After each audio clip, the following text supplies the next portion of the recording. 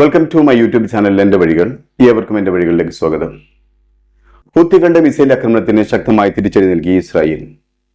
യമനിലെ തുറമുഖ നഗരമായ ഹുദൈദയിലും സന എയർപോർട്ടിലും ശക്തമായ വ്യോമാക്രമണങ്ങൾ നടത്തി ഇസ്രായേൽ.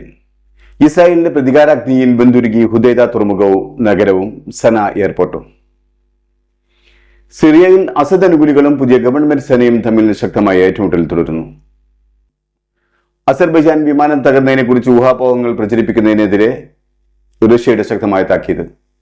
ഗസയിലെ ഇസ്രായേൽ ആക്രമണത്തിൽ ഒരു വർഷം പിന്നിട്ടിട്ടും മരണസംഖ്യ ഉയർന്നു തന്നെ നിൽക്കുകയാണ്. കഴിഞ്ഞ ദിവസത്തെ ആക്രമണത്തിൽ കുട്ടികളടക്കം 50ഓളം ഫലസ്തീനികളാണ് ഗസയിൽ കൊല്ലപ്പെട്ടത്.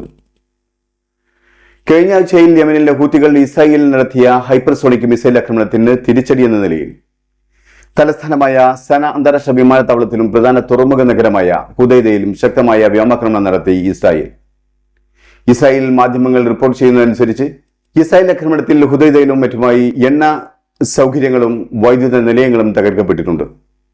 ഇസ്രായേലിന്റെ ഈ ആക്രമണത്തിന് കാരണം കഴിഞ്ഞ ആഴ്ചയിൽ ഇസ്രായേലിൽ ഹൂത്തികൾ വിജയകരമായി ഹൈപ്പർസോണിക് മിസൈൽ ആക്രമണം നടത്തിയിരുന്നു.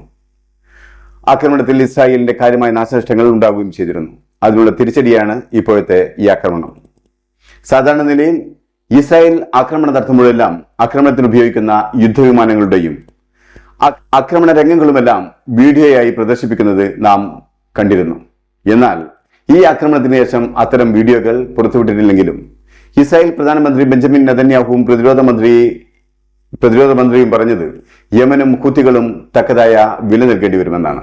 ഈ വാക്കുകൾ സൂചിപ്പിക്കുന്നത് ഹൂത്തികളുടെ ആക്രമണത്തിന്റെ പരിണിതഫലം ഹൂത്തികൾ മാത്രമല്ല മുഴുവൻ യമനികളും അനുഭവിക്കേണ്ടി വരും എന്നുള്ളതാണ്. കഴിഞ്ഞ ആഴ്ചയിൽ 5ഓളം വ്യത്യസ്ത ആക്രമണങ്ങളാണ് ഹൂത്തികൾ ഇസ്രായേലിന്റെ ടെലവീവിലും മറ്റുമായി നടത്തിയത്. അതിൽ ചില ബാലിസ്റ്റിക് മിസൈലുകൾ ഇസ്രായേൽ കനത്ത നാശനഷ്ടം വിധിക്കുകയും ചെയ്തിരുന്നു. ഒരു ഇസ്രായേലി ഉദ്യോഗസ്ഥൻ പറഞ്ഞത് ഹൂത്തികൾ ഇസ്രായേലിന്റെ ശക്തി മനസ്സിലാക്കിയിട്ടില്ലെന്നാണ്. എന്നാൽ ഇസ്രായേലിന്റെ അടുത്ത തിരിച്ചടിയോടെ അവർ ഇസ്രായേലിന്റെ അപാരമായ ശക്തി തിരിച്ചറിയുക തന്നെ ചെയ്യുമെന്നാണ്.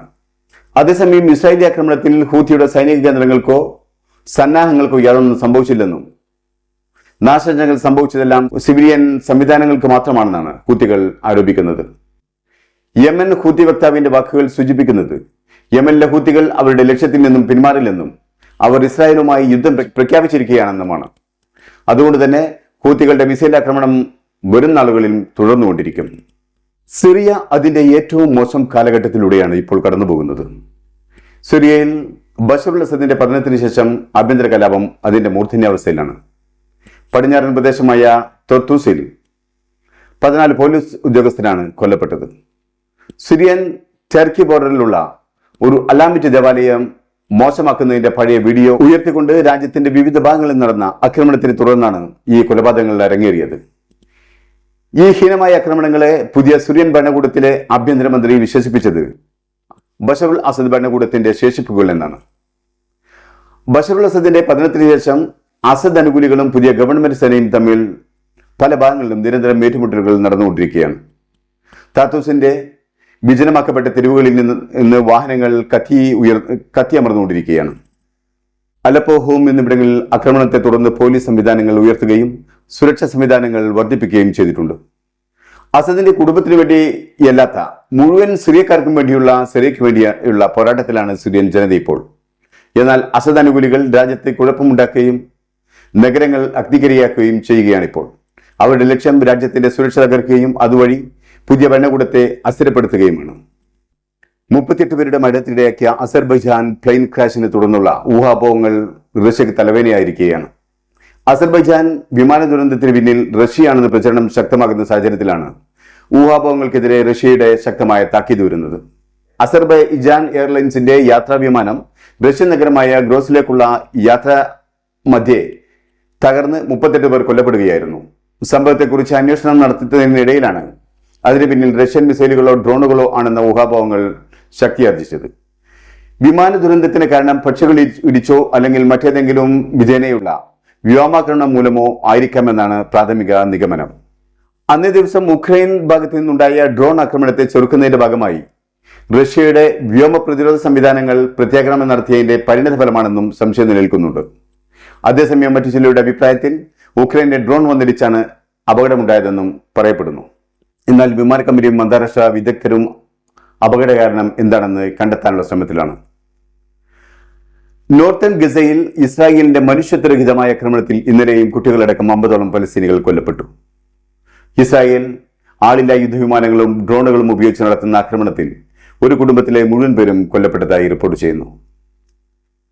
80 ദിവസത്തിലധികമായി തുടരുന്ന ഇസ്രായേലിന്റെ ഉപരോധത്തിൽ വടക്കൻ ഗസയിലെ ജനങ്ങൾ അല്പപ്രാണരായി തുടരുകയാണ്. സുരക്ഷാ പ്രവർത്തകർ കൃത്യമായ ഉപകരണങ്ങളില്ലാതെ നിസ്സഹായരായി നിൽക്കുന്ന അവസ്ഥയാണ് ഇവിടെ. മരിച്ചവരുടെ ശരീരങ്ങൾ അവശിഷ്ടങ്ങൾക്കിടയിൽ നിന്ന് പുറത്തെടുക്കാനോ ജീവൻ അവശേഷിക്കുന്നവരെ രക്ഷപ്പെടുത്തി പുറത്തു കൊണ്ടുപോരാനോ അവർക്കാകുന്നില്ല. ഇസ്രായേലിന്റെ ആക്രമണത്തിൽ കൊല്ലപ്പെട്ട 5 മാധ്യമ പ്രവർത്തകരുടെ ശവസംസ്കാരം പൂർത്തിയായി. സെൻട്രൽ ഗസയിൽ ഒരു സാറ്റലൈറ്റ് ബ്രോഡ്കാസ്റ്റിംഗ് വാഹനത്തിൽ വിശ്രമിക്കുമ്പോഴാണ് ഇസ്രായേൽ ആക്രമണം ഉണ്ടായതും 5 പേർ കൊല്ലപ്പെട്ടതും. പ്രസ് വെഹിക്കിൾ എന്ന് പ്രത്യേകം രേഖപ്പെടുത്തിയുള്ള വാഹനത്തിൽ തന്നെയായിരുന്നു ഇസ്രായേൽ സേന ആക്രമിച്ചത്. 2023 ഒക്ടോബർ 7 ശേഷം ഇസ്രായേൽ ആക്രമണത്തിൽ കൊല്ലപ്പെടുന്നത് 201 മാധ്യമപ്രവർത്തകരാണ്. അന്താരാഷ്ട്ര നിയമപ്രകാരം യുദ്ധത്തിൽ സംരക്ഷിക്കപ്പെടേണ്ട വിഭാഗത്തിൽ ഉൾപ്പെടുന്നവരാണ് മാധ്യമപ്രവർത്തകർ. എന്നാൽ ഇസ്രായേൽ അന്താരാഷ്ട്ര മാധ്യമ പ്രവർത്തകരെ ഗസയിൽ പ്രവേശിക്കുന്നത് വിലക്കിയിട്ടുണ്ട്. ഗസയിൽ ഇസ്രായേൽ നടത്തുന്ന വംശഹത്യയും കൂട്ടക്കുരുതിയും ലോകം അറിയാതിരിക്കുന്നതിന് വേണ്ടി മാത്രമാണ് ഈ ഉപരോധം.